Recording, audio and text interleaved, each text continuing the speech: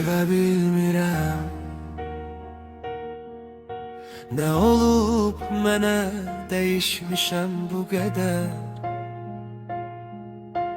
Səndən sonra mən kimsəni sevə bilmirəm.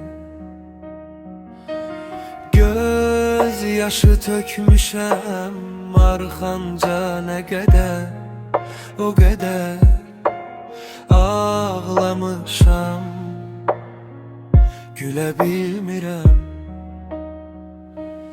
Ölmək istəsəm ölə bilmirəm. Sənə gəlmək istəsəm gələ bilmirəm.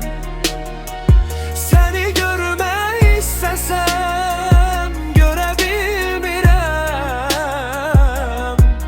Səni əbədi itirmişəm, bilirəm.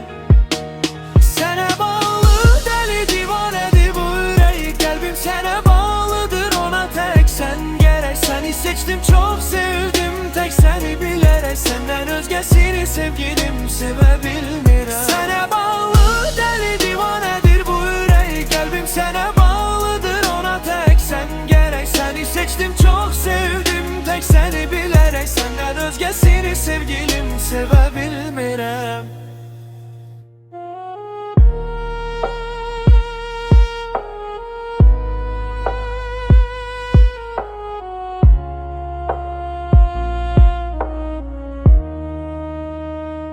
Ölmək istəsəm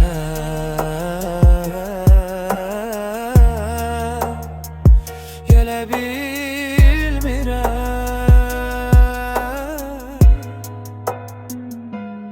Ölmək istəsəm ölə bilmirəm.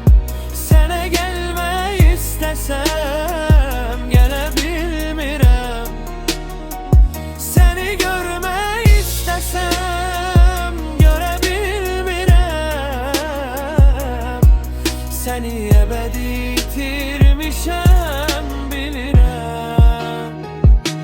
Sənə bağlı dəli divanədir bu ürək, qəlbim sənə bağlıdır ona tək. Sən gərək, səni seçdim, çox sevdim, tək səni bilərək. Səndən özgəsini sevgilim sevə bilmirəm. Sənə bağlı dəli divanədir bu ürək, qəlbim sənə